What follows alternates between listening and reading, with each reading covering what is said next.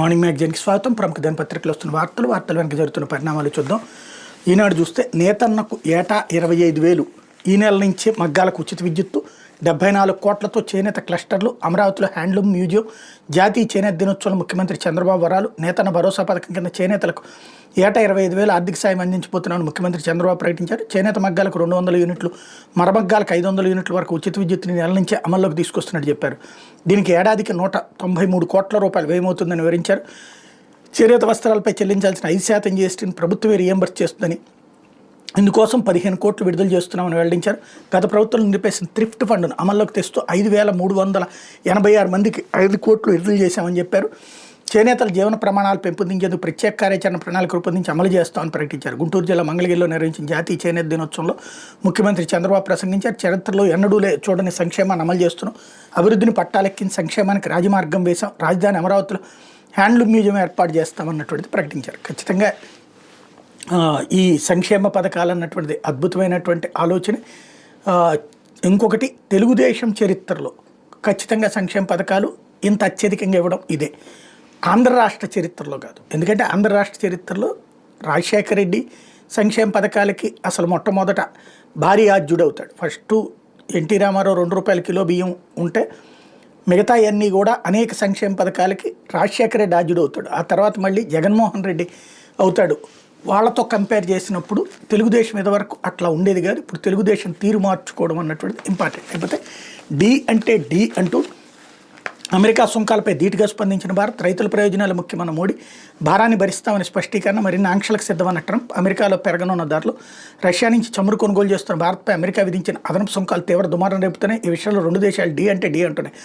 ప్రపంచంలోని అత్యధిక సుంకాలను తమపై విధించడంతో భారత్ ధీటుగా స్పందించి తమ దేశంలో రైతులు, మత్స్యకారులు, డైరీ ఉత్పత్తుల రంగంలోని వారి ప్రయోజనాలు తమకు ముఖ్యమని స్పష్టం చేసింది. అవసరమైతే ఆ భారాన్ని సొంతంగా భరిస్తామని ప్రధాని మోడీ స్పష్టం చేశారు. మరో భారత్పై మరిన్ని ఆంక్షలు విధిస్తామని అమెరికా అధ్యక్షుడు ట్రంప్ ప్రకటించారు. ఇక ఆయన విధించిన సుంకాలు గురువారం నుంచి అమల్లోకి వచ్చి దీనివల్ల అమెరికాలో కొన్నింటి ధరలు పెరగబోతున్నాయన్నటువంటి వార్తని హైలైట్ చేశారు. భారత్ ఎప్పటికీ రాజీ పడదంటూ ప్రధాని స్పష్టీకరించారు. ట్రంప్ విధించిన అదనపు సుంకాలపై ప్రధాని మోడీ గట్టిగా సమాధానం ఇచ్చారు. తమ రైతుల ప్రయోజనాల విషయంలో రాజీ పడవమని, దానికి ఎంత మూల్యమైన చెల్లించడానికి సిద్ధమని స్పష్టం చేశారు. వ్యవసాయ శాస్త్రవేత్త ఎంఎస్ స్వామినాథన్ సజ్జయంతి సందర్భంగా గురువారం ఢిల్లీలో నిర్వహించిన సదస్సులో ఆయన మాట్లాడారు. రైతులు, మత్స్యకారులు, డైరీ ఉత్పత్తిదారుల ప్రయోజనాల విషయంలో ఎప్పటికీ రాజీ పడము, వాళ్ళని కాపాడటం కోసం సుంకాల భారాన్ని భరించడానికి సిద్ధం, దీనివల్ల భారీ మూల్యాన్ని చెల్లించాల్సి వస్తుందని తెలుసు అంటూ ప్రధాని స్పష్టం చేశారన్నట్టు వార్తని హైలైట్ చేశారు. అయితే బీజేపీ, ఈసీ భారీ మోసం, కుమ్మక్క ఎన్నికల్లో ఓట్ల చోరీకి పాల్పడ్డాయి. దీనికి మహాదేవపురం ఓటర్ల జాబితా నిదర్శనం. కాంగ్రెస్ అగ్రనేత రాహుల్ సంచలన ఆరోపణ, న్యాయ వ్యవస్థ జోక్యం చేసుకోవాలని సూచన, నేడు బెంగళూరులో నిరసన ప్రదర్శన నిర్ణయం అన్నటువంటి వార్తని హైలైట్ చేశారు. కాస్త కూడా సిగ్గు ఎగ్గు లేకుండా చేసే రాజకీయానికి సజీవ సాక్షిగా మిగిలిపోతున్నాడు రాహుల్ గాంధీ. మహదేవపురం ఉన్నటువంటిది కర్ణాటకలో ఉన్నటువంటిది కాంగ్రెస్ ప్రభుత్వం. అక్కడ అధికారులు, ఎన్నికల సంఘం తరపున పనిచేసే అధికారులు కూడా కాంగ్రెస్ ప్రభుత్వం తరపునే పనిచేస్తారు. ఆ మాత్రం కామన్ సెన్స్ కూడా లేదు. బట్ ఆయన ఏదో అణుబాంబులు పేలుస్తానని తుస్సుమన్నాడు. ఆ తుస్సుమన్న దాన్ని కవర్ చేస్తూ పత్రికలు అయితే రాస్తున్నాయి. లేకపోతే నాన్నను ఆ ముగ్గురే చంపినట్టు సంతకం చేయాలన్నారు. లేఖ చదివిన తర్వాత నేను ఒప్పుకోలేదు. పులివెందుల్లో ప్రస్తుత పరిస్థితులు భయపెడుతున్న వివేకానంద రెడ్డి కుమార్తె సునీత, పులివెందుల్లో తాజా పరిస్థితులు చూస్తుంటే 6 ఏళ్ల క్రితం మా నాన్న వివేకానంద రెడ్డిని హత్య చేసిన రోజులు గుర్తుకొస్తున్నాయి. నాన్న జయంతి శుక్రవారం ఉండగా మా అమ్మ ఫోన్ చేసి పులివెందులకు రావద్దని, ఇక్కడ పరిస్థితులు బాగాలే ఉంటే హెచ్చరించారని వివేక కుమార్తె సునీత ఆందోళన వ్యక్తం చేశారు. వివేక హత్య కేసు నిందితులు బెయిల్ రద్దు పిటిషన్ సుప్రీంకోర్టులో విచారణలో ఉన్న దృష్ట్యా కడప ఎస్పీ అశోక్ కుమార్, సునీత, రాజశేఖర రెడ్డి దంపతులు కడపలో గురువారం కలిశారు. కేసు తాజా పరిణామాలను ఆయనకు వివరించారు. అనంతరం సునీత మీడియాతో మాట్లాడారు. మా తండ్రిని గొడ్డలతో నరికి చంపి గుండెపోటుగా చిత్రీకరించి ఆ మేరకు మీడియాలో ప్రసారం చేశారు. హత్య తర్వాత అక్కడికి వెళ్ళి నాకు లేఖ ఇచ్చారు. ఆదినారాయణ రెడ్డి, బీటెక్ రవి, అప్పట్లో తెలుగుదేశం పార్టీలో ఉన్న సతీష్ కుమార్ రెడ్డి మా నాన్నను చంపినట్టు ఉన్న ఆ లేఖపై సంతకం చేయాలన్నారు. నేను చేయలేదు అని గుర్తు చేసుకున్నారు. తెలుగుదేశం పార్టీ వాళ్ళు హత్య చేశారని తొలుత నేను నమ్మాను. చివరికి నారాసుర రక్త చరిత్రను రాశారు. ఆ తర్వాత సునీత, రాజశేఖర రెడ్డి చంపారని మాపై ఆరోపణలు చేశారు. సాక్షులు బెదిరిస్తున్నామంటే మాపై నా కేసులు పెట్టారని ఆమె వాపోయారు. తన తండ్రి హత్య కేసులో నిందితులు ఎవరన్నా సిబిఐ తేల్చిందని, 6 ఏళ్లుగా శిక్ష మాత్రం ఎవరికి పడలేదని వివరించారు. ఇప్పుడు ఎంపీ అవినాష్ రెడ్డి, సతీష్ కుమార్ రెడ్డి పోలీసులను బెదిరించేలా మాట్లాడుతున్నారని ఆరోపించారు. మా నాన్న మళ్లీ రారు, హంతకులకు శిక్ష పడేలా ఇంకెన్ని రోజులు న్యాయ పోరాటం చేయాలి, అయినా న్యాయం జరుగుతుందని ఆశిస్తున్నా, ఆ మేరకు పూర్తి నమ్మకం ఉందని వ్యాఖ్యానించారు. కడప, పులివెందుల ప్రజలు మార్పు కోసం ఆలోచించాలని సునీత కోరారన్నటువంటి వార్తని హైలైట్ చేశారు. ఓవరాల్గా ఎలక్షన్ల వేళ ఆమె వచ్చింది. ఇంకోటి, ఈమెయిల్ ఎస్పీకి వివరించేది ఏందో అర్థం కాదు. ఎస్పీ ఈమెకి వివరించాలి కదా, ఏం చేశారు పోలీసుల తరపున అన్నటువంటిది. కేసుకు సంబంధించిన పూర్వాపరాలు పోలీసులకి ఈమెయిల్ వివరించిందంట. విచిత్రమైనటువంటి వివరణ. ఇకపోతే ఈ నెలలో వరుస అల్పపీడనాలు, రాబోయే 2 వారాల్లో వర్షాలకు అవకాశం. వర్షాకాలంలో వేసవి తరహా వాతావరణంతో అవస్థలు పడుతున్న రాష్ట్ర ప్రజలకు ఉపశమనం లభించనుంది. రాష్ట్రంలో నైరుతి ఋతుపవనాలు మళ్లీ చురుగ్గా మారేందుకు వాతావరణ పరిస్థితులు అనుకూలంగా మారినాయి అన్నటువంటి వార్తని హైలైట్ చేశారు. అయితే అడ్డదిడ్డంగా పెడితే కుదరదంతే. హోర్డింగుల పాలసీకి సవరణలు, ఏజెన్సీలకు లైసెన్స్ తప్పనిసరి, హైకోర్టు ఆదేశాలతో చర్యలు, నగరాలు పట్టణాలు అనుమతులు తీసుకోకుండా ఇష్టానుసారంగా ఏర్పాటవుతున్న హోర్డింగులు, ఫ్లెక్సీలకు ప్రభుత్వం కళ్ళెం వేయనుంది. లైసెన్స్ తీసుకున్న సంస్థల ఆధ్వర్యంలోని వాటిని ఏర్పాటు చేసేలా మార్గదర్శకాలు సిద్ధం చేస్తుంది. ప్రమాదాలకు ఆస్కారం ఉన్న ప్రాంతాల్లోనూ ట్రాఫిక్ అంతరాయం కలిగించేలా హోర్డింగులు పెట్టకుండా పాలసీలో పలు సవరణలు చేయబోతుంది అన్నటువంటి వార్తని హైలైట్ చేశారు. ఇకపోతే ఆపరేషన్ సేఫ్ క్యాంపస్ జోన్ విజయవంతం. రాష్ట్ర వ్యాప్తంగా 25,807 కేసులు నమోదు.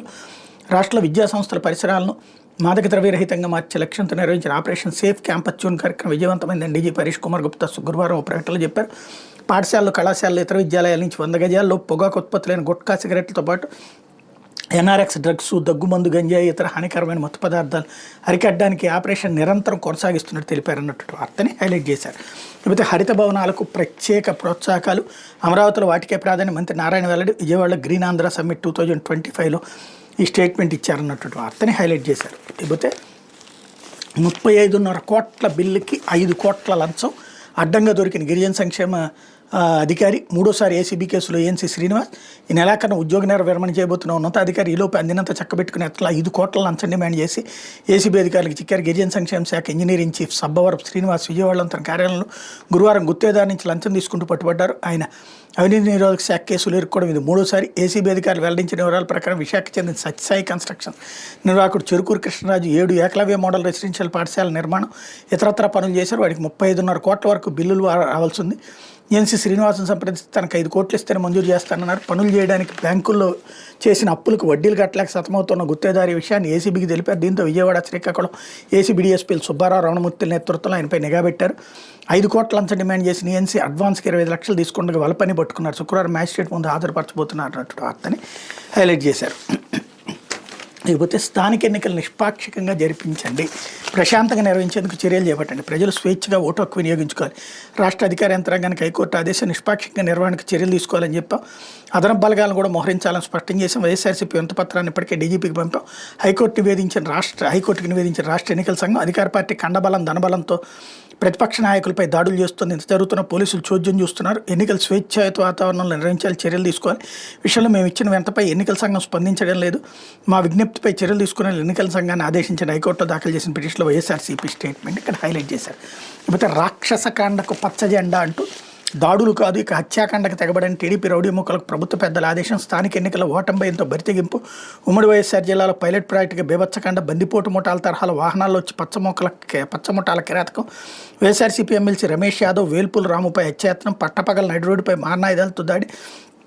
బాధితులు ఫిర్యాదు చేసిన చర్యలు శూన్యం, అరెస్టులు అసలేదు.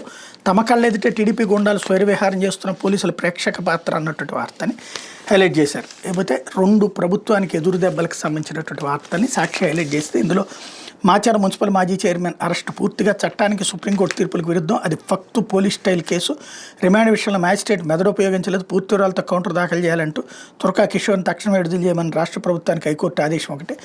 రెండోది, నిందితులుగా ఎవరిని ఎందుకు చేర్చలేదంటూ ప్రసన్న కుమార్ రెడ్డి, ఎవరైతే నల్లపరెడ్డి ప్రసన్న కుమార్ రెడ్డి ఇచ్చిన ఫోటోల్లో దాడికి పాల్పడిన వ్యక్తులు ఉన్నారుగా, మరి వారిని ఎందుకు నిందితులుగా చేర్చలేదు? ప్రసన్న ఫిర్యాదుపై దర్యాప్తు ఎంతవరకు వచ్చింది? పూర్తి వివరాలు సమర్పించమని దర్గామెట్ట పోలీసులకు హైకోర్టు ఆదేశం ఇక్కడ హైలైట్ చేశారు. లేకపోతే ఎమ్మెల్సీ ఆలపాటి చంపేస్తానంటున్నాడు అంటూ ఫోన్ చేసి నన్ను బెదిరిస్తున్నాడు. కాలేజీ విషయంలో ఆయన చెప్పినట్టే వినాలంటున్నాడు. నాకు ప్రాణహాని ఉంది, పోలీసులే రక్షణ కల్పించాలి. విజయవాడ శాతవాహన కళాశాల principal Vankayalapati Srinivas, TDP MLC Alapati Rajendra Prasad phone చేసి బెదిరిస్తున్నారు. శాతవాహన కాలేజీ విషయంలో ఆలపాటికి ఎలాంటి సంబంధం లేదు, అయినా ఆయన చెప్పినట్టే నేను వినాలంటున్నారు.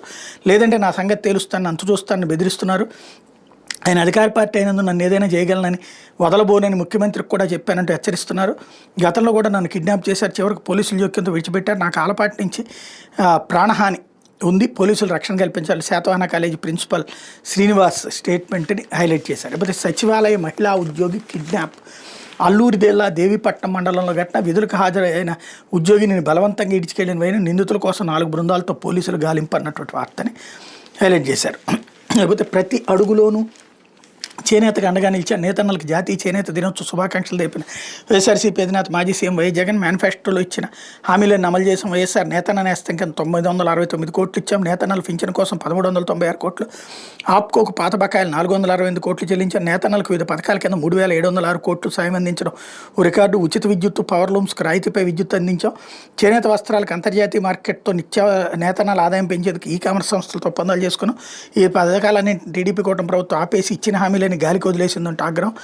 అన్ని వర్గాల మాదిరిగానే చేనేతలను చంద్రబాబు వంచారు, మోసం చేశారని ధ్వజం అన్నటువంటి వార్తని హైలైట్ చేశారు. లేకపోతే అప్పు డే పరగడుపు అంటూ బడ్జెట్ బయట ఏపీఐసి విద్యుత్ డిస్కమ్ల ద్వారా 12,973 కోట్ల రుణాలు తీసుకునేందుకు కేబినెట్ ఆమోదం. ఏపీఐసి ద్వారా 7,500 కోట్లు అప్పు చేయాలని నిర్ణయం. ఏపీఐఎస్లు భూముల తనఖాకి సిద్ధం. ఏపీ ఎస్పీడీసీఎల్ ద్వారా 5,473 కోట్లు తీసుకునేందుకు ఆమోదం.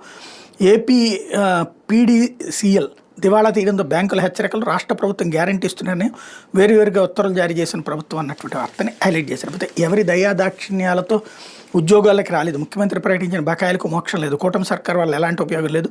పీఆర్సీని ఇప్పటివరకు నియమించలేదు. ఐఆర్ కూడా అతిగతి లేదు. రాష్ట్ర రెవెన్యూ అసోసియేషన్ అధ్యక్షుడు బొప్పరాజు వెంకటేశ్వర్లు స్టేట్మెంట్ హైలైట్ చేశారు. లేకపోతే ఆంధ్రజ్యోతి నేతన్న భరోసా 25,000, చేనేత కార్మికులకు 546 కోట్లతో పింఛన్లు ఏడాదికి అన్నటువంటిది హైలైట్ చేశారు. లేకపోతే ఏసీబీ చరిత్రలోనే అవినీతి రికార్డు ఇక్కడ కూడా హైలైట్ చేశారు. మరి రాష్ట్ర అధికారం హైకోర్టు సీజేదే ఒక జడ్జి క్రిమినల్ కేసులు కేటాయించద్దని ఆదేశించడం, అధికారులు జోక్యం చేసుకోవడం. సుప్రీం సీనియర్ జడ్జీలు justice Pardiwala, justice Mahadevan bench తీర్పుపై అసంతృప్తి. అలహాబాద్ హైకోర్టు జడ్జిపై సుప్రీం ధర్మాసనం తీవ్ర వ్యాఖ్యల. కేసు సర్వోన్నత న్యాయస్థానంలో నేడు మళ్లీ విచారణకు.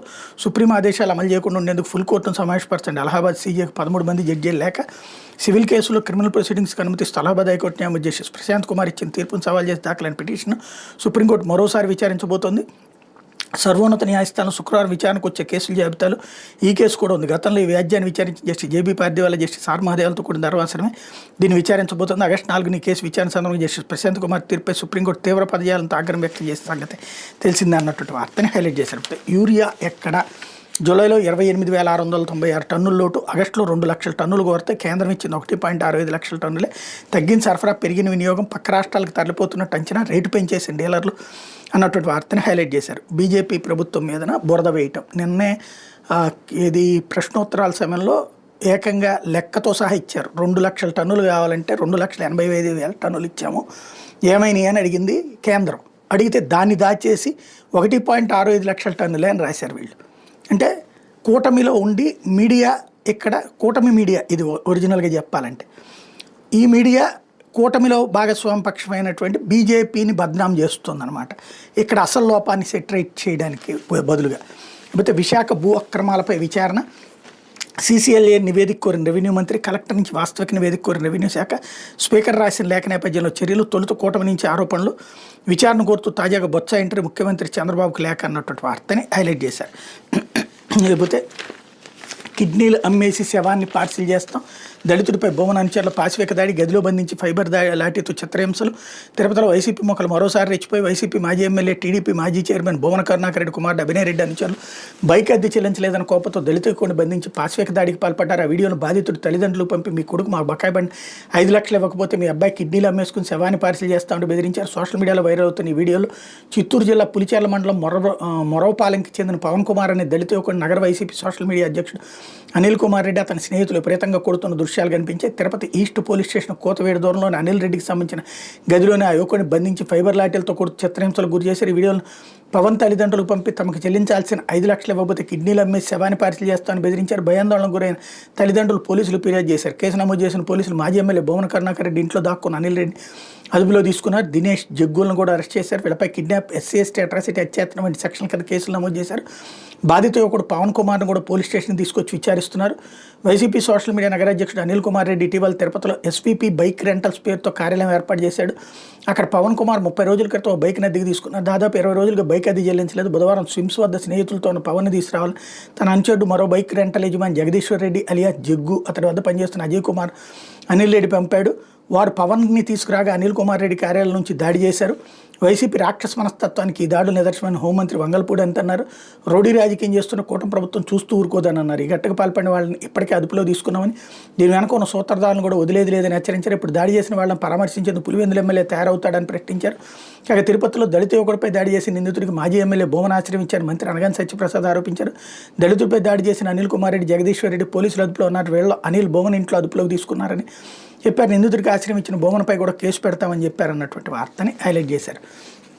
ఇది ఈ దినపత్రికలో వచ్చినటువంటి వార్తలు వెనకాల జరుగుతున్న పరిణామాలు.